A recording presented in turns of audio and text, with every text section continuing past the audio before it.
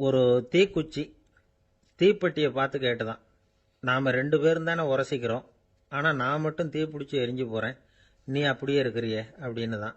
அதுக்கு தீப்பெட்டி சொல்லியிருக்குது, உனக்கு தலையில் கணம் இருக்குது அதனால் அழிஞ்சு போகிற அப்படின்னு தான். எப்படி இருக்கு பாருங்கள் இந்த பதில். தலையில் கணம் உள்ளவங்க யாருமே சரியாக இருக்க முடியாது. எவ்வளவு பெரியவங்களாக இருந்தாலும் சரி, ரொம்ப கஷ்டம்தான் அது. கர்வம்ங்கிறது கூடவே கூடாது.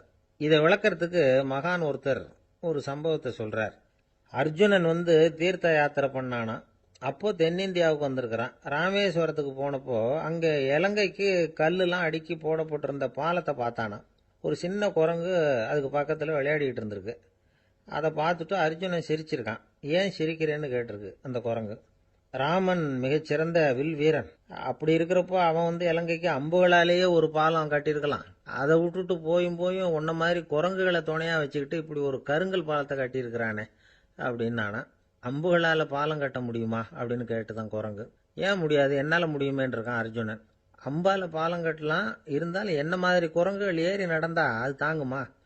அதனால தான் ராமர் கருங்கல் பாலமே கட்டினார் அப்படின்னு குரங்கு சொல்லிச்சான். அப்படியே சொல்ற, நான் வேணும்னா இப்போ அம்புகளாலேயே ஒரு பாலத்தை கட்டுறேன், நீ அது மேலே ஏறி நடந்து பார். பாலம் விழுந்துட்டுதுன்னா நான் தீ மூட்டி அதில் குதித்து உயிர் தியாகம் பண்ணி விடுறேன் அப்படின்னு நான் ரொம்ப கோபமாக. உடனே அந்த சின்ன குரங்கு பெரிய உருவம் எடுத்துட்டு தான் கையில் கதையோடு அர்ஜுனன் முன்னாடி நிற்கிறான் அனுமன். பார்த்தா, என்னுடைய தலைவர் ராமரையா இழிவாக பேசுகிற, நீ இப்போ பாலம் கட்டு, நான் என்னுடைய பலத்தை காட்டுறேன் அப்படின்னு அனுமன். அர்ஜுனன் தன்னுடைய காண்டிபத்தை எடுக்கிறான், சரமாரியா அம்புகளை விடுறான். அதெல்லாம் ஒன்னோட ஒன்று கோத்துக்கிட்டு அப்படியே பாலம் மாதிரி நிற்கிது. அர்ஜுனன் தலை நிமிர்ந்து நின்னான். அனுமன் உயர கிளம்பி அங்கேருந்து பாலத்தில் பொத்துன்னு இறங்கினான். பாலம் அப்படியே நொறுங்கி போச்சு தூள் தூளா. என்ன அர்ஜுனா, இப்போ என்ன செய்ய போற அப்படின்னா ஏளனமா. அர்ஜுனன் தலையை தொங்க போட்டுக்கிட்டான். சொன்னபடி தீ மூட்டி அதில் குதிக்கிறதுக்காக 3 தடவை சுற்றி வந்தான். அப்போது கிருஷ்ணர் அங்கே வந்தார். என்ன அர்ஜுனா, என்ன நடக்குது, என்ன இது அப்படின்னு ஒன்றும் தெரியாத மாதிரி கேட்டார். அர்ஜுனன் வாயை திறக்கிறதுக்கு முன்னாடி அனுமன் வாயை திறந்தான், நடந்ததை சொன்னான். அர்ஜுனன் சவால் விட்டபடி உயிர் திறந்தே ஆகணும்னா அனுமன். கிருஷ்ணர் யோசனை பண்ணார். நல்லது, இந்த சவால் விட்டதுக்கும் நடந்ததுக்கும் யார் சாட்சி? பெரிய ஒருத்தரை சாட்சியாக வச்சுக்கிட்டல்லவா நீங்கள் இந்த போட்டியை நடத்தியிருக்கணும் அப்படின்னார். அதனால் என்ன, இப்போ மறுபடியும் அந்த போட்டியை நடத்தி விட்டா போச்சு, என்னால் அந்த அம்பு பாலத்தை நொறுக்க முடியாதா அப்படின்னா அனுமன். சரி, இப்போ மறுபடியும் அது நடக்கட்டும்னார் கிருஷ்ணர். அர்ஜுனன் அம்பு பாலம் அமைச்சான். அனுமன் ஏறி குதிச்சான். பாலம் அசைஞ்சு கொடுக்கவே இல்லை, அவ்வளோ உறுதியாக இருக்கு. இப்போ அனுமன் தலையை குனிஞ்சுக்கிட்டான். அர்ஜுனன் நன்றியோடு நிமிர்ந்து பார்த்தான். கிருஷ்ணருடைய தோள்கள்லேயும் முதுகள்லேயும் ரத்தம். என்ன சுவாமி, என்ன நடந்ததுன்னு நான் பதறி போய், உன் அம்பு பாலத்தை நான் தான் முட்டு கொடுத்து தாங்கிக்கிட்டு இருந்தேன். அனுமன் குதிச்சப்போ என் மேலே ஏற்பட்ட காயங்கள் இவை. பின்ன உன்னுடைய அம்பு பலத்தினாலேயா பாலம் நின்னுதுன்னு நினைக்கிற அப்படின்னாராம். முதல்ல அர்ஜுனன் அப்புறம் அனுமன் 2 பேருக்குமே கர்வ பங்கம் ஆயிட்டு தான். அதாவது அவங்க கிட்ட இருந்த கர்வம் போயிட்டுது. யாரா இருந்தாலும் கர்வம் கூடாதுங்கிறத இதிலிருந்து நாம புரிஞ்சுக்கணும். இந்த காலத்துல நாமெல்லாம் எந்த விஷயத்துக்கெல்லாம் கர்வப்பட்டுட்டு இருக்கோம் தெரியுமா? 2 பெண்கள் தங்களுடைய கணவன்மார்களை பத்தி ரொம்ப பெருமையா பேசிக்கிட்டாங்களாம். அதுல ஒரு அம்மா சொல்லியிருக்கு, என் வீட்டுக்காரர்கிட்ட எந்த சப்ஜெக்ட் கொடுத்தாலும் சரி அந்த விஷயத்தை பத்தி அழகா 1 மணி நேரம் பேசுவார் அப்படின்னாங்களாம். உடனே இன்னொரு அம்மா, அது என்ன பிரமாதம், என் வீட்டுக்காரருக்கு சப்ஜெக்டே தேவையில்லை, விஷயமே இல்லாம நாள் பூரா பேசிக்கிட்டு இருப்பார் அப்படின்னாங்களாம். ஒரே ஒரு ஊர்ல ஒரு பாதிரியார் இருந்தார். ரொம்ப நாள் சந்தோஷமா வாழ்ந்தார். ஒரு நாள் அவர் மடத்து சமையல் அறையில பாத்திரங்களை கழுவி துலக்கி சுத்தப்படுத்திக்கிட்டு இருந்தார்.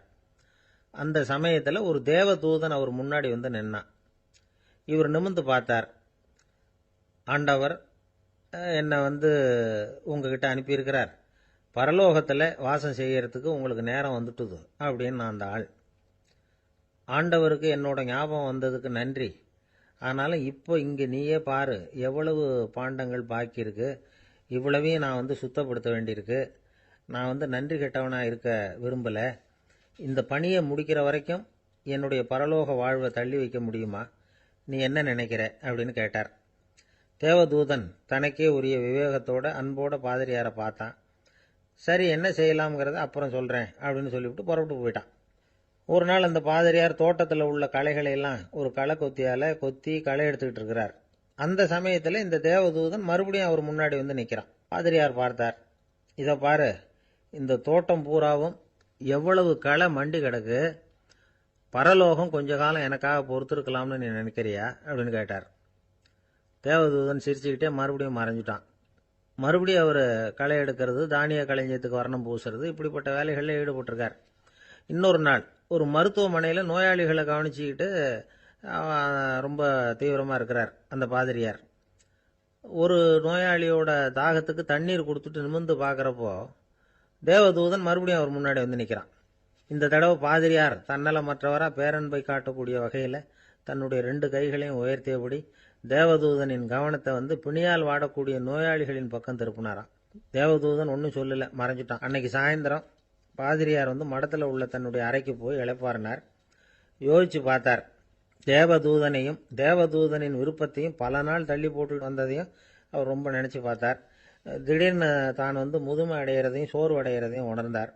ஆண்டவரை நினைச்சார். ஆண்டவரே, உம்முடைய தூதனை மறுபடியும் என்கிட்ட அனுப்புனா நான் சந்திக்கிறதுக்கு ஆவலாக இருக்கேன் அப்படின்னு சொல்கிறப்பவே தேவதூதன் பக்கத்தில் வந்து நின்னான்.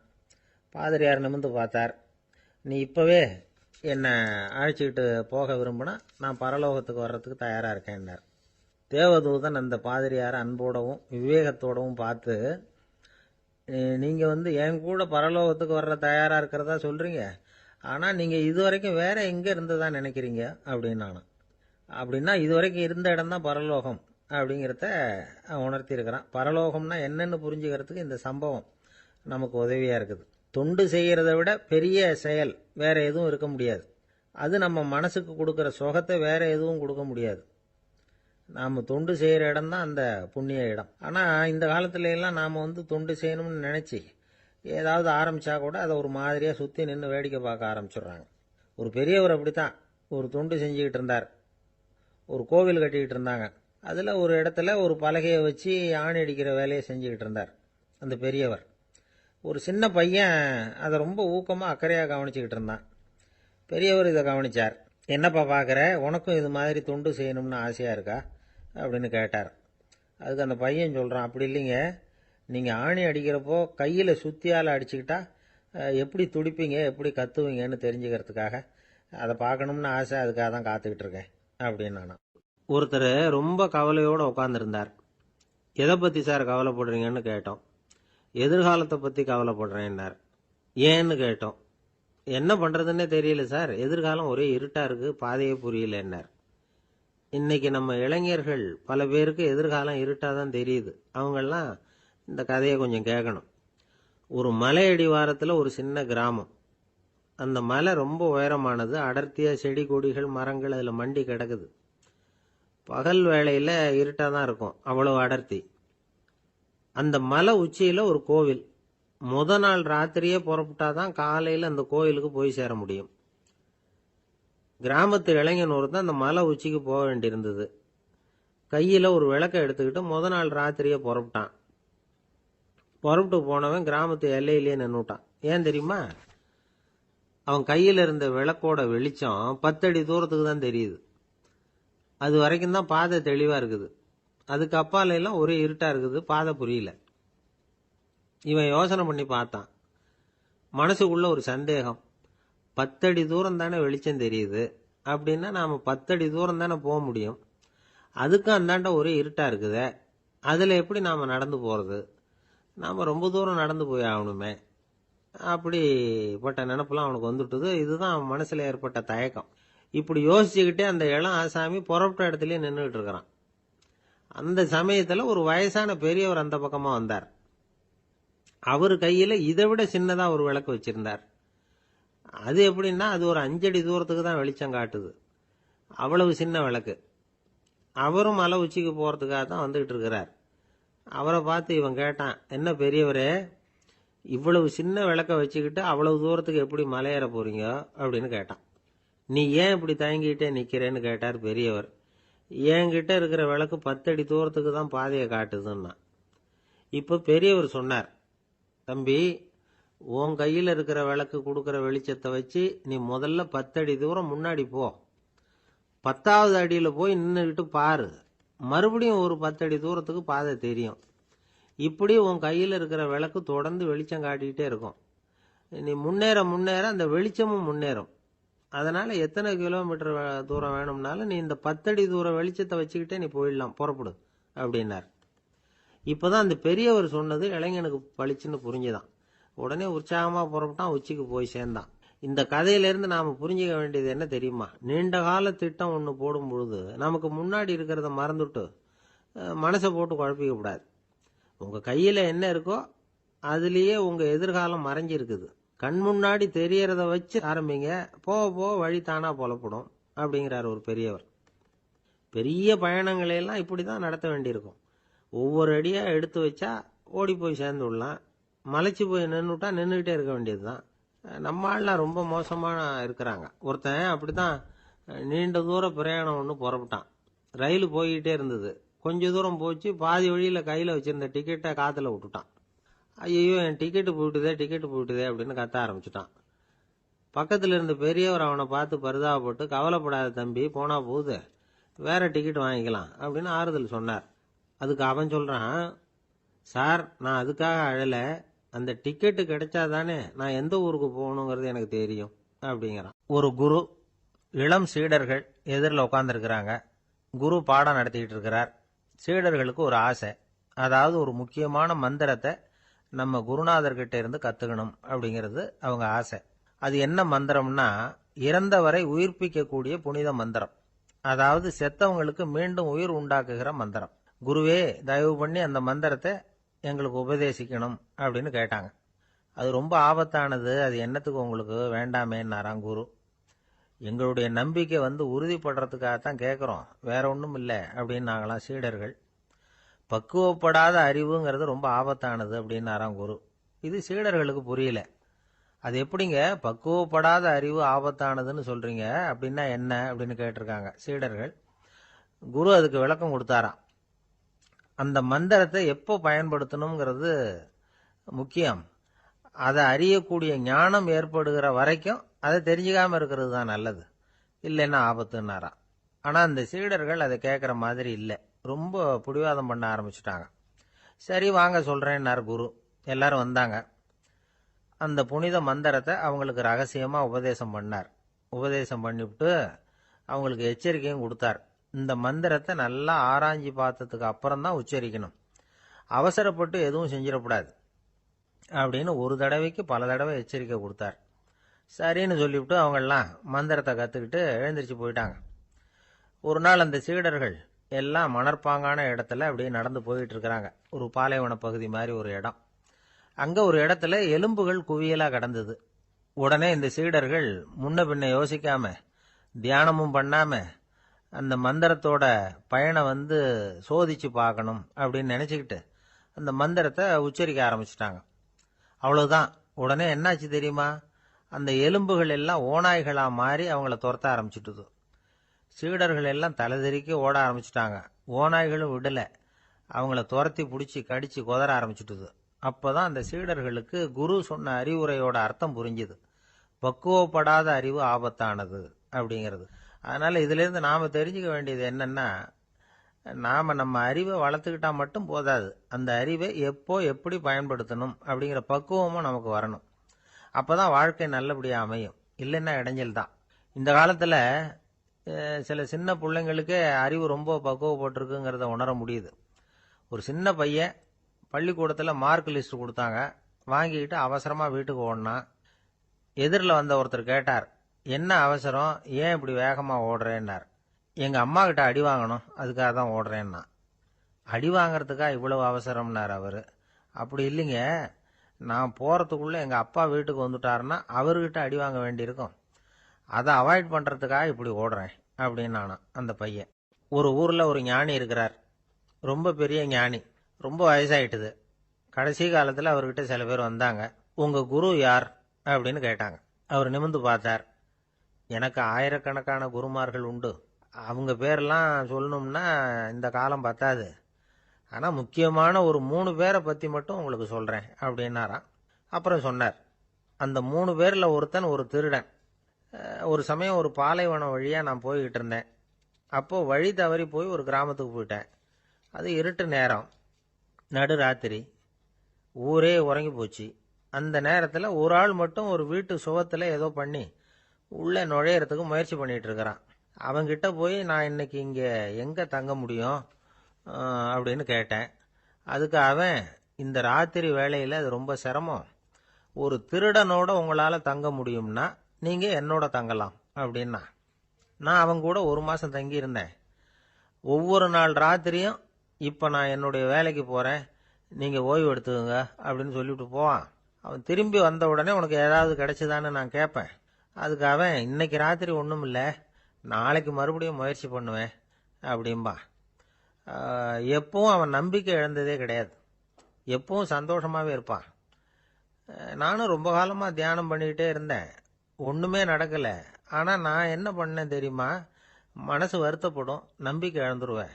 அப்போல்லாம் அந்த திருடனுடைய விடாமுயற்சி தான் ஞாபகத்துக்கு வரும். அதனால் அந்த திருடன் எனக்கு ஒரு குரு.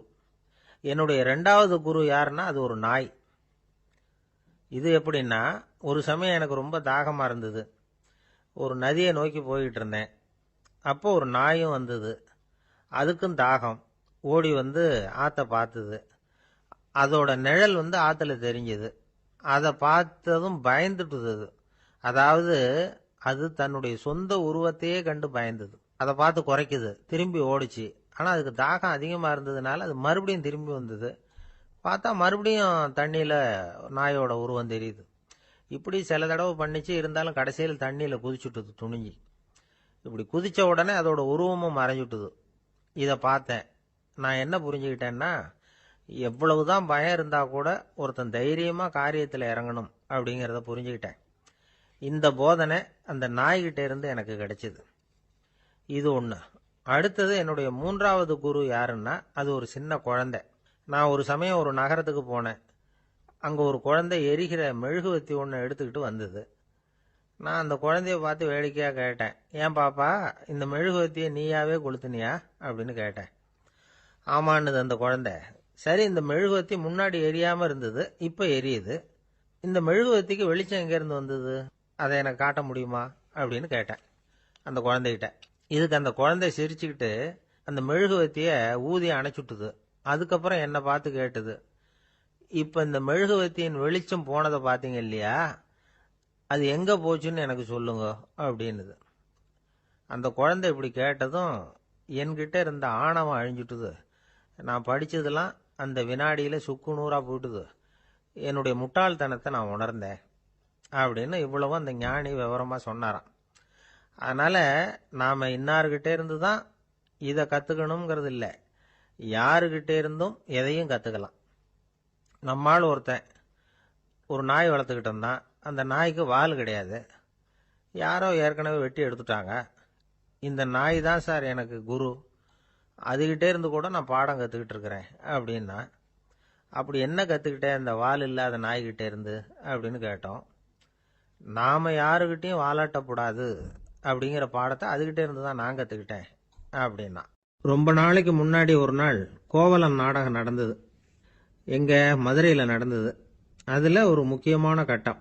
கண்ணகி கிட்ட சிலம்பை வாங்கிக்கிட்டு அதை விற்கிறதுக்காக மதுரை நகருக்கு புறப்படுறான் கோவலன்.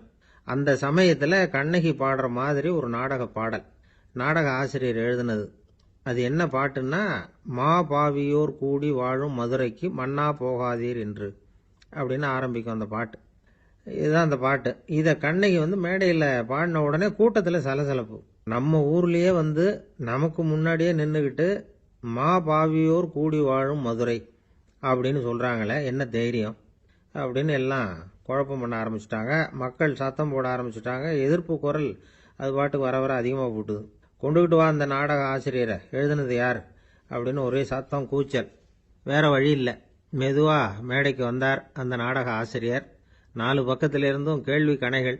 மக்களை பார்த்து கொஞ்சம் அமைதியாக இருங்கோ அப்படின்னு சொல்லிவிட்டு தன்னுடைய விளக்கத்தை சொல்ல ஆரம்பித்தார் அந்த நாடக ஆசிரியர். மா அப்படின்னு சொன்னால் திருமகளாகிய லட்சுமி அப்படின்னு அர்த்தம். பா அப்படின்னா கலைமகளாகிய சரஸ்வதி.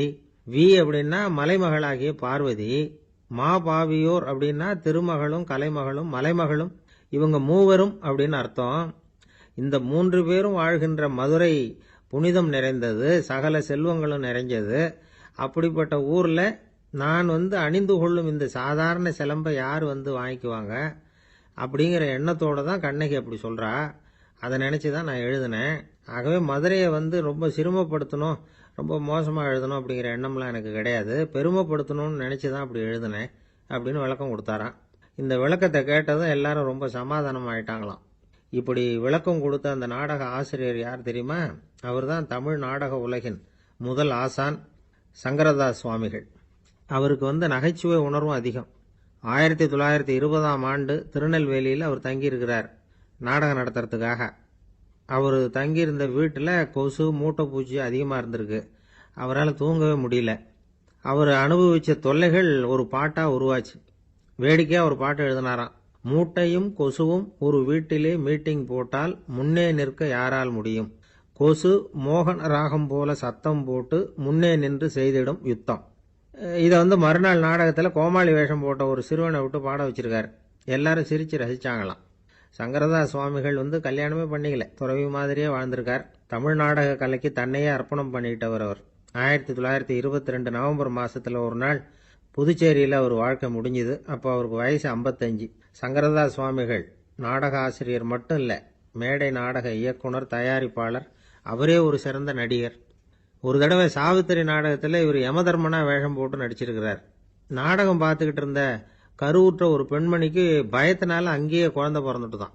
அந்த நிகழ்ச்சிக்கு அப்புறம் இவர் இந்த வேஷம் போடுறப்போலாம் ஜனங்களுக்கு முன்கூட்டியே எச்சரிக்கை கொடுக்க ஆரம்பிச்சிருவாராம். அதாவது அப்படி யாராவது பயப்படுறவங்க இருந்தால் கொஞ்சம் கண்ணை மூடிங்க அல்லது எழுந்திரிச்சு போடுங்கன்னு.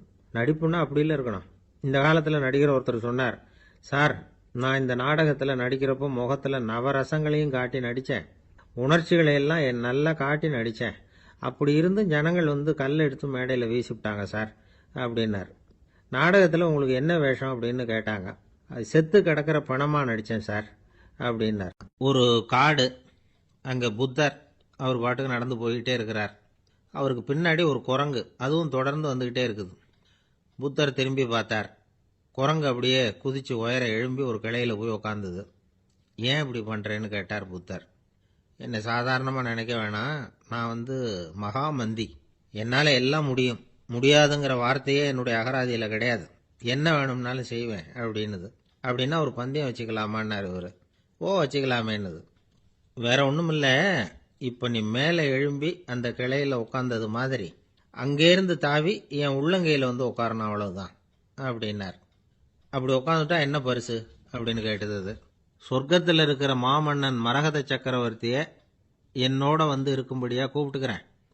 அந்த சமயத்தில் அவருடைய அரியணை அங்கே காலியாயிடும், நீ அதில் போய் உட்காந்துக்கலாம்.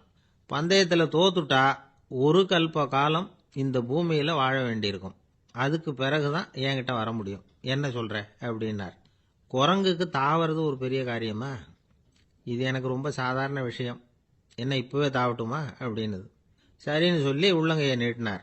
அவருடைய கை தாமரை இலை அளவுக்கு அப்படியே விரிஞ்சுது. குரங்கு சௌரியமா உட்கார்றதுக்காக. குரங்கு தாவறதுக்கு தயாராச்சு.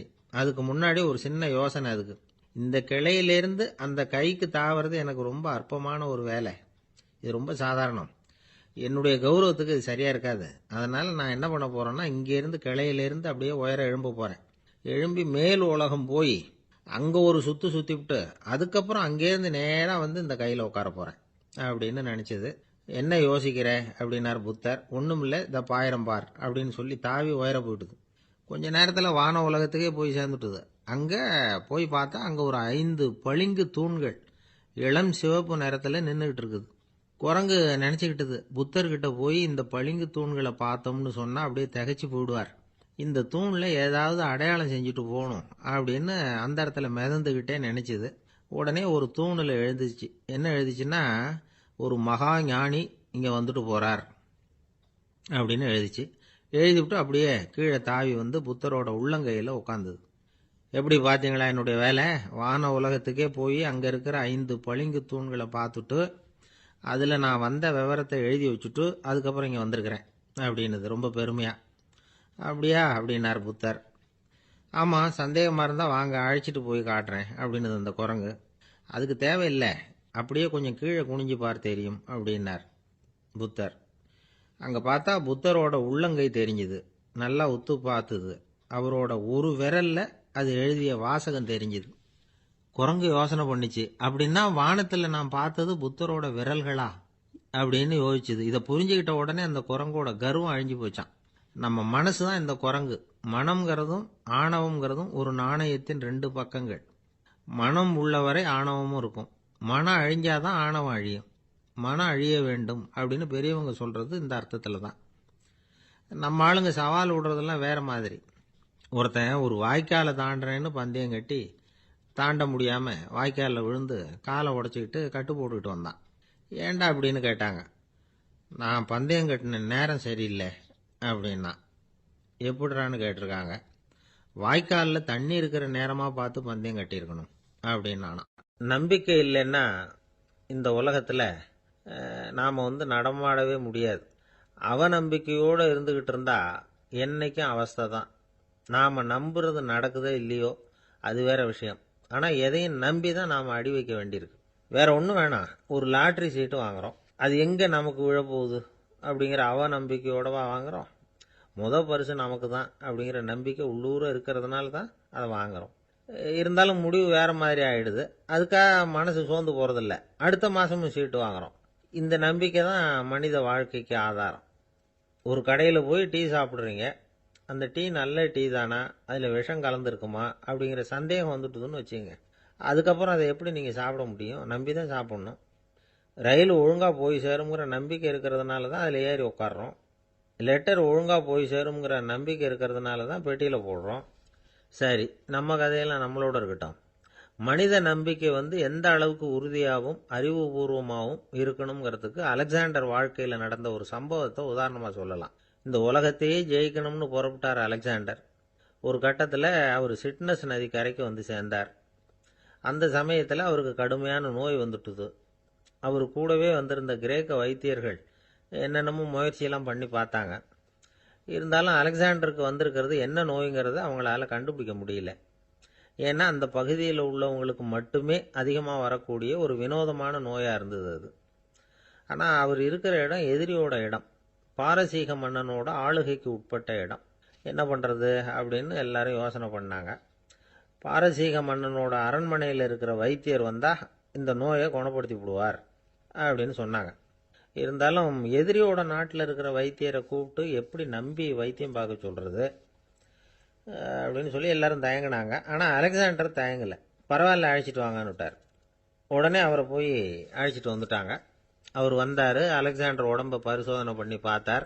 சரி, இதை குணப்படுத்தி விடலாம், பயப்பட வேண்டியதில்லை. ஆனால் இதுக்கு ஒரு மூலிகை ரசம் தயார் பண்ணி கொடுக்கணும். நான் போய் அதை தயார் பண்ணிவிட்டு 2 நாளில் திரும்பி வந்துடுறேன் அப்படின்னு சொல்லிவிட்டு போனார் அந்த வைத்தியர். அதே மாதிரி 2 நாளில் திரும்பி வந்தார் மூலிகை ரசத்தோட. இதுக்கு இடையில் அலெக்சாண்டரோட தளபதிகளில் ஒருத்தர் ரகசியமாக ஒரு எச்சரிக்கை கடிதம் கொடுத்து அனுப்பியிருக்கிறான். அதை வாங்கி என்ன விஷயம்னு பார்த்தார். இப்போ உங்ககிட்ட வந்திருக்கிற எதிரி நாட்டு வைத்தியரை நம்பாதீங்க. அவன் கொண்டுகிட்டு வந்திருக்கிற மூலிகை ரசத்தில் விஷம் கலந்துருக்குது அப்படின்னு அதில் எழுதியிருக்கு. அதை பார்த்தார் அலெக்சாண்டர். இருந்தாலும் கொஞ்சம் கூட அலட்டிக்கல. வைத்தியர் கொடுத்த மருந்தை வாங்கி கடகடன்னு குடிச்சுட்டார். குடிச்சுட்டு அதுக்கப்புறம் அந்த கடிதத்தில் இருந்த விஷயத்தை அந்த வைத்தியர்கிட்ட சொன்னார். வைத்தியர் தகைச்சு போயிட்டார். தன் மேலே அலெக்சாண்டர் வச்சிருக்கிற நம்பிக்கையை பார்த்து அவருக்கு ரொம்ப வியப்பு. வைத்தியர் உண்மையிலேயே நல்ல மருந்து தான் கொண்டுகிட்டு கொடுத்துருக்கிறார். அதில் விஷம்லாம் எதுவும் கலக்கலை. அதுக்கப்புறம் அலெக்சாண்டர் அந்த வைத்தியரை பார்த்து சொன்னாராம், நம்பிக்கைங்கிற அச்சாணியை ஆதாரமாக வச்சுக்கிட்டு தான் இந்த உலகம் சுற்றிக்கிட்டு இருக்குது. எனக்கு எதிரியாக இருந்தாலும் பாரசீக மன்னர் ரொம்ப பெரியவர். அப்பேற்பட்ட மன்னருடைய அரண்மனை வைத்தியர் தொழில் நேர்மை இல்லாதவராக இருக்க முடியாது, இருக்க மாட்டார். அப்படி இருந்தால் அவரை அரண்மனை வைத்தியராக வச்சிருக்கவே மாட்டாங்க அப்படின்னு நம்பினேன். என்னுடைய நம்பிக்கை வீண் போகலை அப்படின்னாராம். இதுதான் மானுட நம்பிக்கைங்கிறது. இந்த காலத்துலேயும் இது மாதிரி இந்த மானுட நம்பிக்கையை ரொம்பவும் சாமர்த்தியமாக கையாளுகிற கெட்டிக்காரங்க சில பேர் இருக்கிறாங்க. ஒரு இந்த காலத்து குரு, அவருக்கு ஒரு சிஷ்யன். குரு முன்னாடி அந்த சிஷ்யன் ரொம்ப பணிவாக நின்று, குருவே, உங்கள் கையால் விஷத்தை கொடுத்தாலும் அதை வாங்கி மடமடன்னு குடிச்சிருவேன் அப்படின்னா. உன்னுடைய குரு பக்தியை மெச்சினேன் அப்படின்னார் குரு. அதுக்கு அந்த சிஷ்யன், அப்படி இல்லை குருவே, உங்ககிட்ட சிஷ்யனாக இருக்கிறத விட உங்கள் கையால் விஷத்தை வாங்கி குடிச்சு விடுறது ரொம்ப நல்லது, அதனால தான் அப்படி சொன்னேன் அப்படின்னா. ஒரு அம்மா, அவங்களுக்கு 35 வயசு இருக்கும். குடும்பத்தில் எந்த கஷ்டமும் இல்லை, இருந்தாலும் காரணம் இல்லாமல் பிள்ளைங்க பேரில் கோவப்படுறது, எரிஞ்சு விழுறது அவங்க வழக்கம். பிள்ளைங்க அழும், உடனே அவங்க மனசும் சங்கடப்படும். இன்னொரு அம்மா நல்ல வேலையில் இருக்கிறவங்க, வாரத்துக்கு ஒரு தடவையாவது தலைவலி வந்துடும். இவங்களுக்கெல்லாம் உடம்புல எந்த கோளாறும் இல்லை, மனசு மட்டும் சரியாக இருக்காது. தூக்க மாத்திரை கையில் வச்சுருப்பாங்க. 30-35 வயசுடைய பெண்களுக்கு சர்வசாதாரணமாக காணப்படுகிற மனக்கோளாறு இது. இதுக்கு பேர் மனவாட்டம், டிப்ரெஷன், மனமடிவு அப்படின்னு சொல்லலாம். இந்த நோய்க்கு அறிகுறி என்ன தெரியுமா? மனசில் வருத்தமான உணர்வு இருக்கும், அடிக்கடி அழலாம் போல தோணும். முன்னால எல்லாம் எந்தெந்த செயலில் ஆர்வம் இருந்ததோ அதெல்லாம் குறைஞ்சிரும், அல்லது சுத்தமாகவே ஆர்வம் இல்லாமல் போயிடும். சில பெண்கள் இளம் வயசில் பக்கத்தில் இருக்கிறவங்க கிட்ட கலகலப்பாக பேசுவாங்க, வீட்டை அலங்கரிக்கிறதுல ஆர்வம் இருக்கும். இப்போ அதுல எல்லாம் ஆர்வம் இல்லாமல் போயிடும். எந்த வேலை செஞ்சாலும் சீக்கிரம் களைப்பு அடைஞ்சுடுறது மாதிரி ஆகிடும். நமக்கு யாருமே உதவியா இல்லை, நம்ம எல்லாரும் கை விட்டுட்டாங்க போல இருக்குதே அப்படிங்கிற உணர்வுலாம் உண்டாகும். தன்னைத்தானே குறை சொல்லிக்குவாங்க, நாம் தப்பு பண்ணிவிட்டோம் போல இருக்குதே அப்படின்னு தோணும். குற்றம் பண்ணிட்டதா நினச்சி கஷ்டப்படுவாங்க. பசி இருக்காது, தூக்கத்தில் தொந்தரவு இருக்கும், அடிக்கடி செத்து போடலாங்கிற உணர்வு வரும், தற்கொலை பண்ணிக்கலாங்கிற எண்ணம் உண்டாகும். சில பேர் தற்கொலை முயற்சியில் கூட ஈடுபடுவாங்க. சில பேருக்கு பலவிதமான உடல் வலிகள் இருக்கும், பலவீனம் இருக்கும், சீக்கிரமாக களைப்படைஞ்சு போடுவாங்க. இதெல்லாம் மனவாட்ட நோய்க்கான தன்மைகள். இந்த மனவாட்டம், அதாவது டிப்ரெஷனை 2 வகையாக பிரிக்கலாமா. ஒன்று தானாக உண்டாக்கிக்கிறது, இன்னொன்று எதிர் விளைவை உண்டு பண்ணுகிற அல்லது நரம்பு சம்பந்தப்பட்ட டிப்ரெஷன். தானாக உண்டாக்கிக்கிற மனவாட்ட நோய் இருக்கு பாருங்க, அதுக்கு ஏதாவது சூழ்நிலை காரணமாக இருக்கலாம், அல்லது இல்லாமலும் போகலாம். மூளையில் டொப்பாமைன் அல்லது செரட்டோனின் இதோட அளவு குறையும் பொழுது இந்த டிப்ரெஷன் உண்டாகுது. இதுக்கு ஓரளவு பிறவி காரணங்கள் கூட இருக்கலாம், குடும்பத்தில் வேற சிலருக்கும் வரலாம். பாதிக்கப்பட்ட பெண்ணை பார்க்கறதுக்கு பலவீனமாக தெரியும், கடுமையான குற்ற உணர்வு இருக்கும், தனியாக இருக்கிறதுக்கு ஆசைப்படுவாங்க, நடு ராத்திரியில் எழுந்திரிச்சு உட்காந்து கஷ்டப்பட்டுக்கிட்டு இருப்பாங்க, கொடூரமான முறையில் தற்கொலை பண்ணிக்க முயற்சி பண்ணுவாங்க, தீ வச்சுக்கிறது, அமிலத்தை குடிக்கிறது, தூக்கில் தொங்குறது. இப்படி தானாக வரவழைச்சிக்கிற மனவாட்ட நோய் மறையக்கூடிய நோய். ஒரு தடவை வந்தால் 3லேருந்து 6 மாதம் வரைக்கும் நீடிக்கும். இடைப்பட்ட காலங்களில் நோயாளி இயல்பாக இருப்பார். எதிர் விளைவை உண்டு பண்ணுகிற அல்லது நரம்பு சம்பந்தப்பட்ட மனவாட்ட நோய் எப்படின்னா, கணவன் மனைவி, மாமியார் மருமகள், இப்படிப்பட்ட உறவு முறை பிரச்சனைகள், தோல்விகள், எரிச்சல்கள், ஆபீஸ் பிரச்சனை, இப்படிப்பட்ட சூழ்நிலையால் உண்டாகிறது. எல்லாத்துக்கும் மருந்து இருக்குது, மார்க்கம் இருக்குது, கவலைப்பட வேண்டியதில்லை, தைரியமாக இருக்கணும். உளவியல் மருத்துவம் இதுக்கு ரொம்ப உபயோகமாக இருக்கும். சில பெண்களை பாருங்கள், அவங்க எதுக்கும் அலட்டிக்கிறது இல்லை. ஒரு அம்மா அப்படி தான் தன்னுடைய கணவனை அழைச்சிக்கிட்டு ஒரு மனநோய் மருத்துவர்கிட்ட வந்தாங்க. டாக்டர், எங்கள் வீட்டுக்காரர் திடீர்னு ஒரு மாதிரி ஆயிட்டார், வித்தியாசமாக நடந்துகிறார். எப்படின்னா, இவர் தன்னையே ஒரு ஒட்டடை பூச்சியாக நினச்சிக்கிட்டு இருக்கிறார். அப்படி நினச்சிக்கிட்டு தன்னுடைய தலையாலேயே வீட்டில் உள்ள ஒட்டடையெல்லாம் தொடச்சிக்கிட்டு இருக்கிறார் அப்படின்னாங்க. எவ்வளவு நாளாக அப்படி இருக்குதுன்னு கேட்டார் டாக்டர். 1 வாரமாக அப்படி இருக்குது அப்படின்னாங்க அந்த அம்மா. அப்படின்னா முன்னாடியே ஏன் அழைச்சிட்டு வரல அப்படின்னு கேட்டார் டாக்டர். வீடு பூரா சுத்தமாகட்டுமேனு பார்த்துக்கிட்டு இருந்தேன் டாக்டர் அப்படின்னாங்களாம் அந்த அம்மா. என்னுடைய நண்பர் ஒருத்தர், அவருக்கு ஜாதகத்தில் நம்பிக்கை உண்டு, அவரே ஜோசியமெல்லாம் பார்ப்பார். என்ன சார் இந்த காலத்தில் இதையெல்லாம் நம்பிக்கிட்டு இருக்கீங்களேன்னு கேட்டா, உங்களுக்கு ஒன்றும் தெரியாது சார், இந்த உலகத்தில் ஒவ்வொருத்தரும் அவங்கவுங்க செய்கிற நல்லது கெட்டதுக்கு தகுந்த பலனை அனுபவிச்சே தேரணும்பார். அது மட்டும் இல்லை, ஒருத்தன் செத்துட்டா கூட அவன் செஞ்ச பாவ புண்ணியங்கள் கூடவே போயிட்டு இருக்கோம்பார். அது எப்படி கூட போவோம் அப்படின்னு குதர்க்கமாக கேட்டால், அதுக்கு அவர் ஒரு கதை சொன்னார். அது ரொம்ப சுவாரஸ்யமாக இருந்தது. ஒரு ஊரில் ஒருத்தர் இருந்தாராம். அவர் ஜோசியம் பார்க்குறதுல ரொம்ப கெட்டிக்காரரு. ஒருத்தருடைய தலைமுடியை மட்டும் அவர்கிட்ட காட்டினா போதும், அதை மட்டும் பார்த்துட்டு அவருடைய ஜாதகத்தையே சொல்லிவிடுவாராம். அப்பேற்பட்ட திறமை. அந்த ஆள் ஒரு சமயம் கன்னியாகுமரி கடற்கரைக்கு போயிருந்திருக்கிறார். அங்கே கரை ஓரமாக ஒரு மண்டை ஓடு கிடந்திருக்கு, அதை எடுத்து பார்த்துருக்கிறார். அந்த மண்டை ஓட்டை வச்சுக்கிட்டே அதோட ஜாதகத்தை அலசியிருக்கிறார். இந்த மண்டை ஓட்டுக்கு உரிய ஆசாமி வாழ்க்கையில் ரொம்ப கஷ்டப்பட்டுருக்கிறான், நிறைய கஷ்டத்தை அனுபவிச்சிருக்கிறான், அது தாங்க முடியாமல் தான் கடலில் விழுந்து தற்கொலை பண்ணிகிட்டு இருக்கான் அப்படிங்கிறத அவர் கணிச்சுட்டார். இருந்தாலும் இந்த மண்டை ஓடு இன்னமும் அனுபவிக்க வேண்டியது பாக்கி இருக்குது அப்படிங்கிறதையும் அவர் உணர்றார். அது சரி, ஒருத்த உயிரோடு இருக்கிற வரைக்கும் தானே நல்லது கெட்டதை அனுபவிக்க முடியும். செத்ததுக்கு அப்புறமும் பாக்கி இருக்குன்னா அதை எப்படி அனுபவிக்கிறது? இந்த மண்டை ஓட்டுக்கு இன்னும் கொஞ்சம் பாக்கி இருக்கு அப்படிங்கிறது அவருக்கு புரிஞ்சதே தவிர அதோட அர்த்தம் என்னங்கிறது அவருக்கு சரியாக விளங்கலை. சரி, இதை இன்னும் கொஞ்சம் விவரமாக ஆராய்ச்சி பண்ணி பார்ப்போம் அப்படின்னு நினச்சிக்கிட்டு அதை தன்னுடைய வீட்டுக்கு எடுத்துகிட்டு போயிட்டார். அந்த மண்டை ஓட்டை ஒரு பொட்டியில் வச்சு பூட்டினார். தன்னுடைய தனி அறையில் அதை பத்திரமா வச்சுக்கிட்டார். தினமும் ராத்திரி ஆனதும் தன்னுடைய மனைவியை பார்த்து, நீ போய் பூஜை அறையில் தனியாக படுத்துக்கோ அப்படின்னு சொல்லிவிட்டு இவர் ராத்திரி 12 மணிக்கு பொட்டியை திறந்து பார்ப்பார். மண்டை ஓடு அப்படியே இருந்ததே தவிர இன்னும் கொஞ்சம் பாக்கி இருக்குங்கிறதுக்கு அர்த்தம் அவருக்கு விளங்கலை. அந்த மண்டை ஓட்டுக்கு இன்னும் என்ன பாக்கி இருக்க போகுது? இப்படியே ஒரு 10 நாள் போச்சு. அந்த வீட்டம்மாவுக்கு சந்தேகம் வந்துட்டுது. நம்ம வீட்டுக்காரர் நம்மளை தனியாக ஏன் தூங்க சொல்கிறார் அப்படிங்கிற சந்தேகம். உடனே பக்கத்து வீட்டு அம்மா கிட்ட விஷயத்தை சொல்லியிருக்கிறாங்க. அந்த அம்மா உடனே, நீ கவலைப்படாத, நான் கண்டுபிடிச்சி சொல்கிறேன்னு சொல்லிவிட்டாங்களாம். அன்னைக்கு ராத்திரியே ஜன்னல் வழியாக எட்டி பார்த்துருக்குறாங்க. இந்த ஆள் மண்டை ஓட்டை கையில் வச்சுக்கிட்டு அதை திருப்பி திருப்பி அப்படியும் அப்படியும் பார்த்துக்கிட்டு இருந்தது தெரிஞ்சுட்டுது. மறுநாள் காலையில் அவரோட மனைவியை பார்த்தாங்க. ஏம்மா, உன் வீட்டுக்காரருக்கு நீ முதல் மனைவியா 2வது மனைவியா அப்படின்னு கேட்டாங்க. எனக்கு தெரிஞ்ச வரைக்கும் நான் ஒருத்தி தான் அவருடைய மனைவின்னாங்க. அப்படி இல்லை, நீ அவருக்கு 2வது மனைவி. முதல் மனைவியின் மண்டை ஓடு தான் அவர் கையில் இருக்குப்போ, அதை தான் அவர் தினமும் ராத்திரியில் எடுத்து பார்த்துக்கிட்டு இருக்கிறாரு அப்படின்னு விட்டாங்க அந்த அடுத்த வீட்டம்மா. அப்படியா விஷயம்னு சொல்லிவிட்டு கணவன் வீட்டில் இல்லாத நேரமாக பார்த்து அந்த மண்டை ஓட்டை எடுத்து கொண்டாந்து ஒரு உரலில் போட்டு உலக்கையால் குத்தி நொறுக்க ஆரம்பிச்சுட்டுது அந்த அம்மா. வெளியே போயிருந்த அந்த ஆள் அப்போ தான் உள்ளே நுழைஞ்சார். மண்டை ஓடு உலக்கை கிட்ட குத்து வாங்கிட்டு இருக்கு.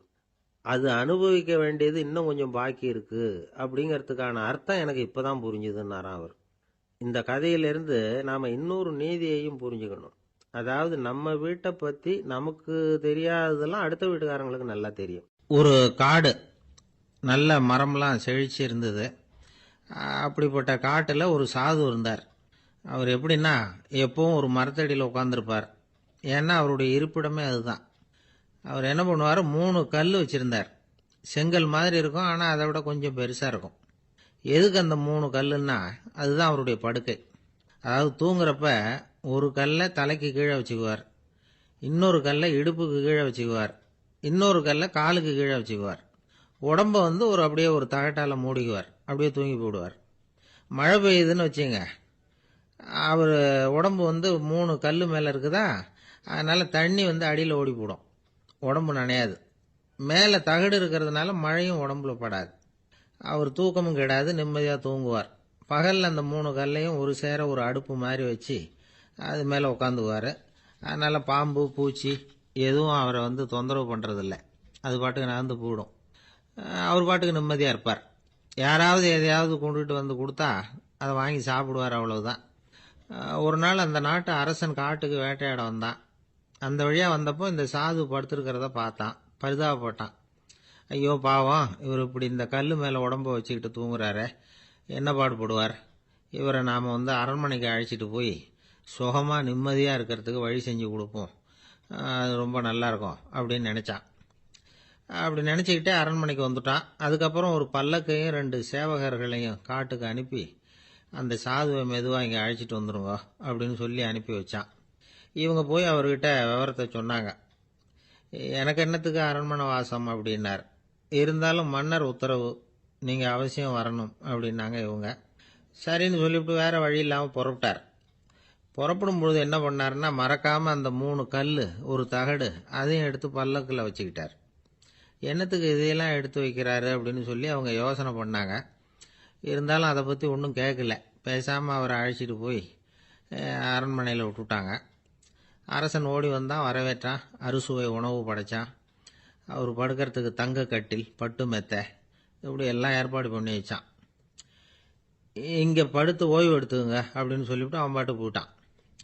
மறுநாள் காலையில் பார்க்குறான், சாது படுத்துருக்கிறார். எப்படி தெரியுமா, அந்த பட்டு மெத்தை மேலே 3 கல்லையும் வச்சு வழக்கம் போலவே அது மேலே படுத்துருக்கிறார். அதுக்கு மேலே தகடு. அரசன் பார்த்துட்டு அதிர்ச்சி ஆயிட்டான். என்ன சுவாமி இப்படி அப்படின்னா, சாது சொன்னார், எனக்கு தேவையும் இல்லை குறையும் இல்லை, எல்லா இடத்துலையும் எனக்கு ஒரே மகிழ்ச்சி தான் அப்படின்னார். மகிழ்ச்சிங்கிறது தங்க கட்டிலேயோ பட்டு மெத்தையிலேயோ இல்லை, அது மனசில் இருக்கிற ஒரு விஷயம். உண்மையான மகிழ்ச்சிக்கு வழி மனப்பக்குவம் அப்படிங்கிறது அந்த அரசனுக்கு புரிஞ்சுதான். இந்த காலத்தில் ஒரு சாமியார், அவரை தேடி ஒரு சீடன் வந்தான். என்னாச்சு தெரியுமா, சுவாமி எனக்கு நிம்மதி வேணும், அதுக்கு என்ன வழின்னு கேட்டான்.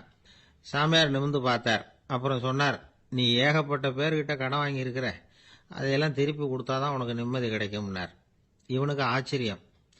அது எப்படி சாமி அவ்வளவு கரெக்டாக நான் கடன் வாங்கினதை கண்டுபிடிச்சிங்க அப்படின்னா, உனக்கு கடன் கொடுத்து சாமியாராக போனதே நான் தான்ப்பா, அதனால தான் இந்த கதிக்கு வந்தேன். என்கிட்டயே நிம்மதிக்கு வழி கேட்குறிய, அதுதான்டா வேதனை அப்படின்னாராம் அவர். ஒரு ஊரில் ஒரு ஆள் இருந்தான். அவனுக்கு ஒரே ஒரு மகள். அவளை நல்ல இடத்துல கட்டி கொடுக்கணும்னு ஆசைப்பட்டான். அதுக்காக மாப்பிள்ளை தேடிட்டு இருந்தான். அவன் கொஞ்சம் வசதியான ஆள், அதனால் நிறைய பேர் வந்தாங்க. இருந்தாலும் ஒரு நல்ல குணமுள்ள மாப்பிள்ளையாக இருக்கணும் அவன் எதிர்பார்த்தான். அப்படி இருக்கணும்னு தொடர்ந்து முயற்சி பண்ணான். கடைசியாக ஒரு 3 பேர் கிடைச்சாங்க.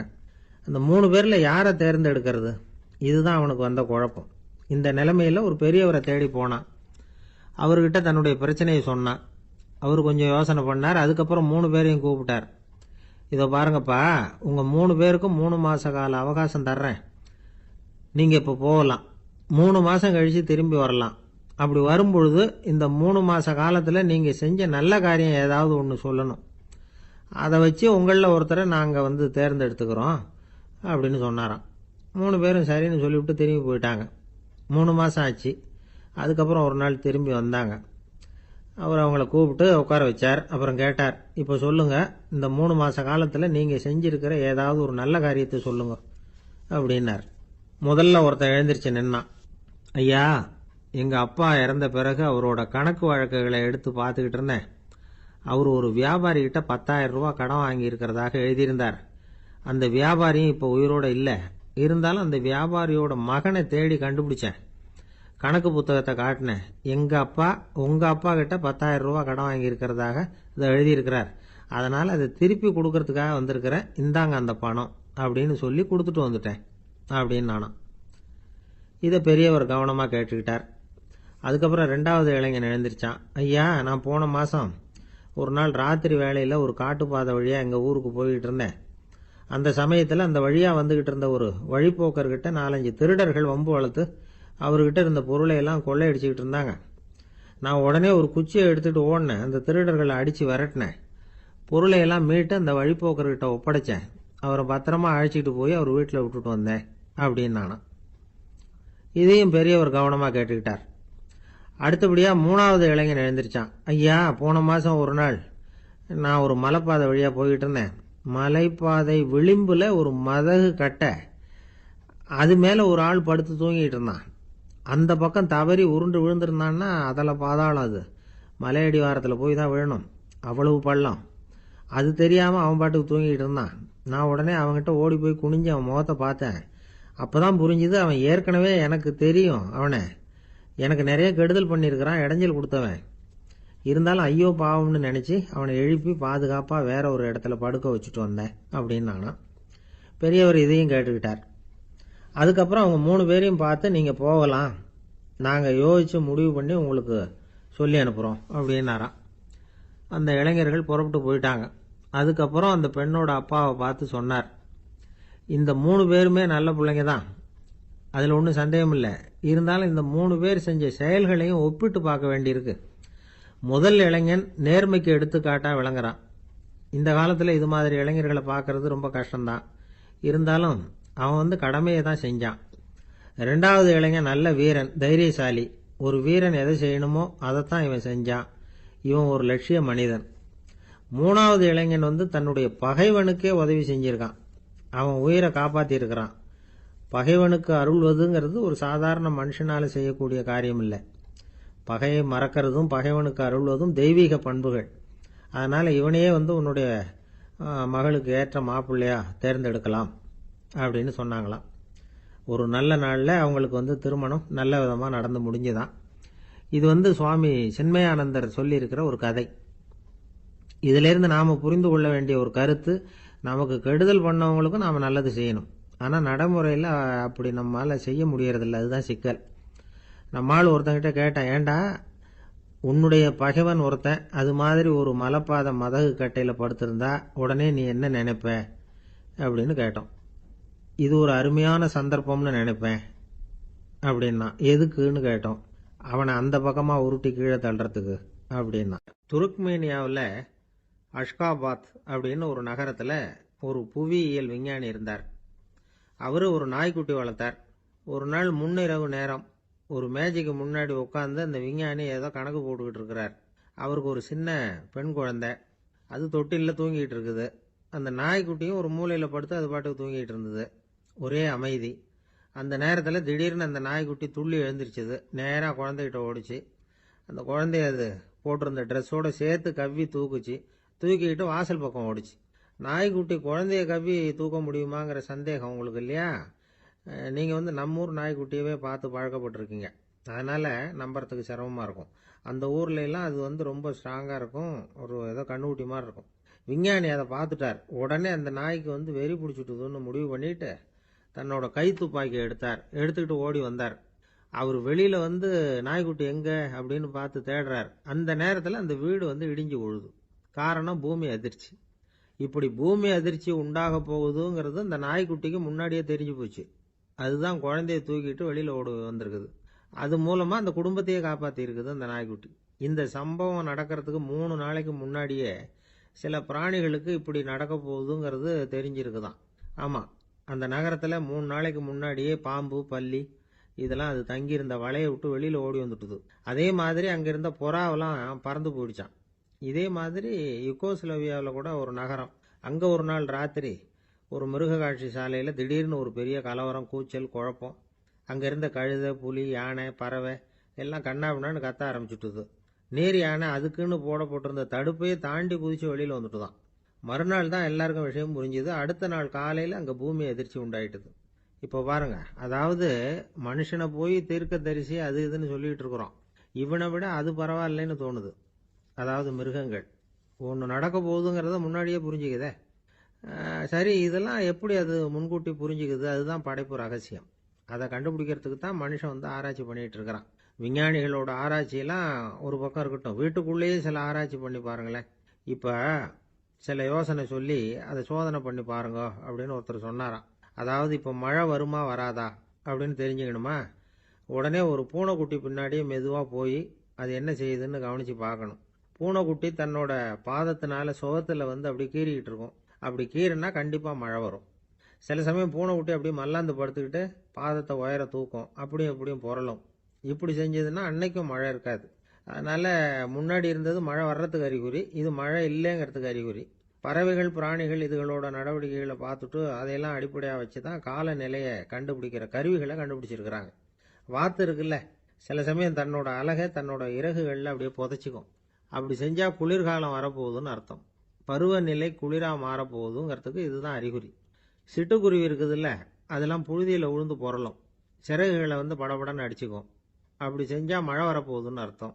ஒன்று மட்டும் நாம் நல்லா தெரிஞ்சுக்கணும். இயற்கையின் சீற்றம்னு சொல்கிறோம் இல்லையா, இயற்கை ஏன் நம்ம மேலே கோவப்படுது? இயற்கையை நாம் அனுசரித்து போகிறதில்ல, அதனால் கோவப்படுது. காடுகளை அழிக்கப்படாது, விலங்குகளை கொல்லக்கூடாது, இயற்கை ஏற்படுத்தி வச்சிருக்கிற சமநிலையை கெடுக்கக்கூடாது. அதை புரிஞ்சுக்கிட்டு வாழ்ந்தோம்னா பூமியும் நடுங்காது, நாமளும் நடுங்க வேண்டிய அவசியம் இருக்காது. ஒருத்தர் இருந்தார், சாராய கடைக்கு போனாராம், நிறைய சாப்பிட்டார்.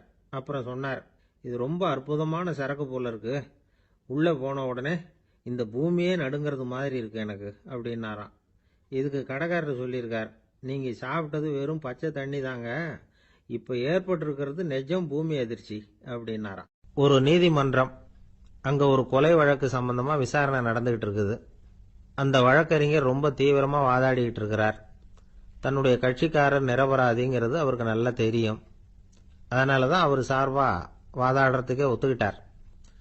அப்படி அவர் மும்முரமாக வாதாடிக்கிட்டு இருக்கிற சமயத்தில் அவசரமாக தந்தி ஒன்று சேர்ந்தது.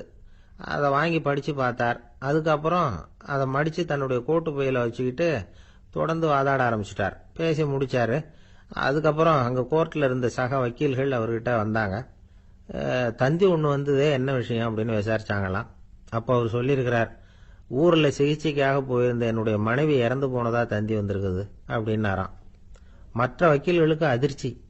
என்னங்க இது, மனைவி இறந்ததை விட கேஸு முக்கியமா உங்களுக்கு அப்படின்னு கேட்டிருக்கிறாங்க. இறந்து போன என் மனைவி மறுபடியும் திரும்பி வர போறதில்ல. ஆனா என்னுடைய கட்சிக்காரர் ஒரு கொலை வழக்கில் மாட்டிக்கிட்டார். அவரும் நிரபராதி. அவர் உசுரை நான் காப்பாற்ற வேணாமா? இதுதான் என்னுடைய கடமை அப்படின்னாராம். இப்படி இவர் சொன்னது எல்லாரும் அப்படியே திகைச்சு போய் நின்னுட்டாங்களாம். சரி, கடமைக்கு முக்கியத்துவம் கொடுத்த அந்த வழக்கறிஞர் யார் தெரியுமா? அவர் தான் இரும்பு மனிதர் சர்தார் வல்லபாய் பட்டேல். குஜராத் மாநிலத்தில் 1875 அக்டோபர் 31 அன்றைக்கு ஜாவேரி பாய் அப்படிங்கிறவருக்கு 4வது பிள்ளையா அவர் பிறந்தாராம். இந்த ஜாவேரி பாய் யார் தெரியுமா? ஜான்சி ராணி லட்சுமி பாய் போர் படையில ஒரு வீரரா பணிபுரிஞ்சவர். இளம் வயசுல வல்லபாய் படேல் ரொம்ப சிரமப்பட்டு படிச்சிருக்கார். விடாமுயற்சி வெற்றியை கொடுத்தது. கல்லூரியிலையும் காலடி வச்சார். அதுக்கப்புறம் வக்கீல் பட்டத்தையும் வாங்கினார். பிரிட்டிஷ் ஆட்சி நடந்துகிட்டு இருந்த சமயம் குஜராத்தை சேர்ந்த பர்டோலி தாலுகாவில் விவசாயிகள் மேல அரசாங்கம் திடீர்னு நில வரியை வசதிவிட்டுதான். ஏழை விவசாயிகள் ரொம்ப கஷ்டப்பட்டிருக்காங்க. அரசாங்கம் வரி செலுத்தாத விவசாயிகளின் நிலங்களை எல்லாம் ஜப்தி செஞ்சுதான். அரசாங்கத்தை எதிர்க்கிறவங்களையெல்லாம் கைது பண்ணி சிறையில் அடைச்சுட்டாங்களாம். சில பேர் வீடு வாசல் ஆடு மாட்டையெல்லாம் விற்று கூட வரி கட்ட வேண்டிய நிலைமைக்கு ஆளாயிட்டாங்க. வழக்கறிஞர் வல்லபாய் படேல் நில வரியை உடனே ரத்து பண்ணணும் அப்படின்னு பம்பாய் கவர்னருக்கு ஒரு கடிதம் எழுதினார். எந்த பலனும் இல்லை. உடனே எல்லா விவசாயிகளையும் அணி திரட்டினார். அதுக்கு தானே தலைமை தாங்கினார். சத்தியாகிரகம் நடத்தினார். அந்த பகுதியில் எந்த வேலையும் நடக்கல. வேற வழி இல்லை. ஆட்சியாளர்கள் உடனே வரியை ரத்து பண்ணாங்க. சிறையில் இருந்தவங்களெல்லாம் வெளில விட்டாங்க. 1928 ஆகஸ்ட் 6 சர்க்காருக்கும் விவசாயிகளுக்கும் இடையில ஒரு உடன்பாடு ஏற்பட்டது. அதுக்கப்புறம் தான் நிலைமை சரியா போச்சான். வல்லபாய் படேலின் பொது சேவையை பாராட்டின பொதுமக்கள் அவருக்கு சர்தார் அப்படிங்கிற பட்டத்தை கொடுத்தாங்களாம். சர்தார்னா தலைவர் அல்லது தளபதினு அர்த்தம். இரும்பு மனிதர்னு இவருக்கு பேரு. இருந்தாலும் நகைச்சுவை உணர்வும் இவருக்கு நிறைய உண்டு. ஒரு தடவை ஒரு பத்திரிகை நிருபர் வந்திருக்கார். சர்தார் பட்டேல் கிட்ட அவருக்கு பிடிச்ச பண்பாடு கலாச்சாரம் எது அப்படின்னு கேட்கணும்னு ஆசை. அதனால அவரை பார்த்து கேட்டாராம், ஏங்க உங்களுக்கு பிடிச்ச கல்ச்சர் எது அப்படின்னு கேட்டிருக்கார். இதுக்கு சர்தார் பட்டேல் சொன்ன பதில் என்ன தெரியுமா? எனக்கு பிடிச்ச கல்ச்சர் அக்ரிகல்ச்சர் அப்படின்னு. காதுங்கிறது எப்பவும் திறந்தே இருக்கக்கூடிய ஒன்று தானே. சில பேர் பேசிக்கிட்டே இருப்பாங்க, நாமும் கேட்டுக்கிட்டே தான் இருப்போம். அவர் என்ன சொன்னாரு திருப்பி சொல்லு அப்படின்னு சொன்னா சொல்ல தெரியாது. காது சரியா கேட்டாலும் நாம பேசுறத மற்றவங்க சரியா கேட்கறாங்களா அப்படிங்கிறது சந்தேகம்தான். இந்த சந்தர்ப்பத்தில் ஒரு உண்மையை நாம புரிஞ்சுக்கணும். அதாவது என்னன்னா, கேட்பதுங்கிறது வேற, கவனிக்கிறதுங்கிறது வேற. அதாவது கேட்கறதுன்னா அது ஹியரிங், கவனிக்கிறது அப்படின்னா அது லிசனிங். கேட்கறதுங்கிறது தன்னிச்சையா நடக்கக்கூடிய ஒரு செயல். இப்போ ஒரு சாலையில நடந்து போயிட்டு இருக்கிறோம். எவ்வளவோ சத்தம் நம்ம காதல விழுந்துகிட்டு இருக்கு. கார் போற சத்தம் கேட்குது, பறவை ஒரு மரத்துல இருந்து கத்துது, அந்த சத்தம் கேட்குது. இப்படி நிறைய காதல விழுந்துகிட்டு இருக்கு. ஆனா கவனிக்கிறதுங்கிறது எப்படின்னா, நம்ம முழு மனசை செலுத்தி உன்னிப்பா கேட்கறது. எத்தனையோ சத்தத்துக்கு நடுவுல தன்னுடைய குழந்தை அழற சத்தத்தை தாய் தெரிஞ்சுக்க முடியுது இல்லையா? அது மாதிரி விவரம் தெரிஞ்சவங்க எல்லாம் என்ன சொல்றாங்கன்னா, கவனித்தல் அதாவது லிசனிங் அப்படிங்கிற செயல்ல 3 அம்சங்கள் இருக்கிறதாக சொல்றாங்க. அது என்ன 3 அம்சங்கள் அப்படின்னா, முதல்ல காதால கேட்கறது, இது முதல் அம்சம். ரெண்டாவது என்னன்னா கேட்டதை புரிஞ்சுக்கிறது. மூணாவது என்னன்னா என்ன புரிஞ்சுக்கிட்டோம்ங்கிறத தெரிவிக்கிறது, ஃபீட்பேக் அப்படின்னு சொல்றமே. அது ஒரு ஆசிரியர் வகுப்புல பாடம் நடத்திக்கிட்டு இருக்கிறார். வெறுமனே கேட்கிற குழந்தை ஒரு காதால வாங்கி இன்னொரு காதால விட்டுடும். அதாவது கேட்கிற குழந்தை அப்படி செய்யும். ஆனா கவனிக்கிற குழந்தை கேட்டதை புரிஞ்சுக்கும். என்ன புரிஞ்சுக்கிட்டேன்னு கேட்டா பதில் சொல்லும். இதுதான் கேட்கறதுக்கும் கவனிக்கிறதுக்கும் உள்ள வித்தியாசம். ஒரு புள்ளி விவர கணக்கு என்ன சொல்லுது தெரியுமா? ஒரு மனிதன் எழுதுறது மூலமா 6% அறிவை பெருக்கிக்கிறானா. எழுதுறது மூலமா. படிக்கிறது மூலமா 19% அறிவை பெருக்கிக்கிறானா. பேசுறது மூலமா 30% அறிவை பெருக்கிக் கொள்ளுகிறான் அப்படின்னு சொல்றாங்க. ஆனா பாருங்க, கவனிக்கிறது மூலமா 45% அறிவை பெருக்கிக் கொள்ளுகிறான் அப்படிங்கிறது புள்ளி விவரம். அதனால கற்றலின் கேட்டல் நன்று அப்படின்னு சொல்றாங்க இல்லையா, அது இதுதான். அதனால கவனிக்கிறது மூலமா அதிக அறிவை நாம பெருக்கிக் கொள்ள முடியும். கேள்வி ஞானம் தான் ரொம்ப சிறந்தது அப்படிங்கிறார் வள்ளுவர்.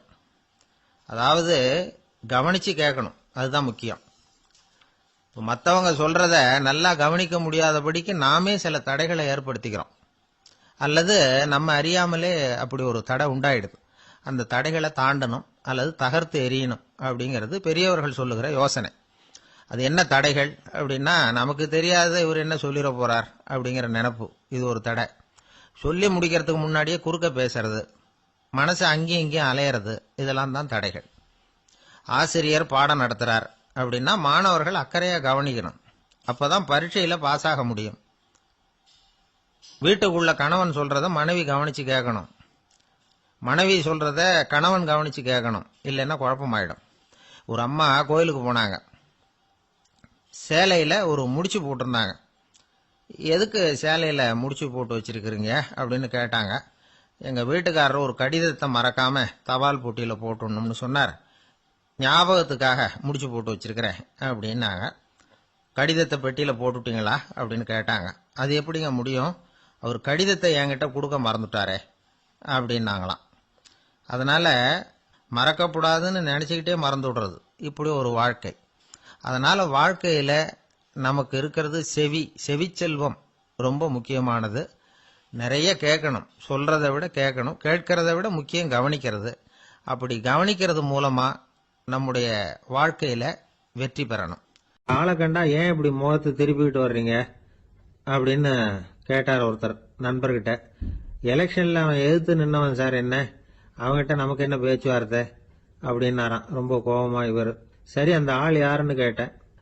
என் கூட பிறந்த தம்பி தான் சார் அப்படின்னார் அந்த கோபம் குறையாமல். அதாவது நம்ம ஊர் நிலவரம் இப்படி, அதாவது அண்ணனும் தம்பியும் எதிர்த்து நிற்பாங்க தேர்தலில், ஒருத்தர் கண்டா பேசிக்கிறது இல்லை. ஆனா இங்கிலாந்துல எப்படி தெரியுமா, அங்க ஒரே மேடையில போட்டி போடுற 2 வேட்பாளர்களும் பேசுவாங்களாம், பட்டிமன்றம் மாதிரி. ஒருத்தர் முதல்ல எழுந்திருப்பார், நான் இந்த தேர்தலில் வெற்றி பெற்றால் என்னென்ன செய்வேன் அப்படின்னு சொல்லிவிட்டு உட்காருவார். அதுக்கப்புறம் அடுத்தவர் எழுந்திருப்பார், அவர் சொல்லுவார், நான் வெற்றி பெற்றா இந்த மக்களுக்கு என்னென்ன செய்வேன், இந்த நாட்டுக்கு என்னென்ன செய்வேன் அப்படிங்கறத சொல்லிவிட்டு உட்காருவார். 2 பேரும் ஒரே மேடையில பேசுவாங்க. மக்கள் 2 பேர் பேச்சையும் கேட்டுக்கிட்டு ஒரு முடிவுக்கு வருவாங்க. இதுதான் அங்க உள்ள பழக்கம். இங்க அப்படி இல்லை. இங்க ஒருத்தர் பார்த்தாவே முகத்தை திருப்பிக்கிறது. ஒரு தடவை இது மாதிரி ஒரு கூட்டம் நடந்துகிட்டு இருக்கு அங்க வெளிநாட்டுல தான். நேரத்துக்கு சரியா ஒரு வேட்பாளர் வந்து சேரல. இது இங்கிலாந்துல நடந்த நிகழ்ச்சி. அப்புறம் என்னாச்சுன்னா, ஒருத்தர் வந்துட்டாரு, இன்னொருத்தர் வந்து சேரல. அப்புறம் உடனே அந்த ஒருத்தர் வந்தவர் பேச ஆரம்பிச்சிட்டார். அதாவது அந்த இன்னொருத்தர் சார்பாவே பேசிட்டாராம். அதாவது அவர் வரல, நான் அவரு சார்பா நான் பேசிடுறேன். அதாவது அவர் ஜெயிச்சுட்டா அவர் என்னென்ன செய்வார் இந்த நாட்டுக்கு அப்படின்னு சொல்லி அவர் பக்கத்துல உள்ள நியாயத்தை எடுத்து இவரே சொல்லிட்டாராம். இப்படிலாம் அங்க நடந்துதான். இது எப்பேற்பட்ட தேர்தல் பண்பாடு பாருங்க. அதனால இன்னொரு விஷயம், இப்ப இங்கிலாந்துல எல்லாம் ஓட்டு கேட்கறப்ப வெற்றியா தோல்வியாங்கிறத ஓரளவுக்கு யூகிச்சு விடலாமா.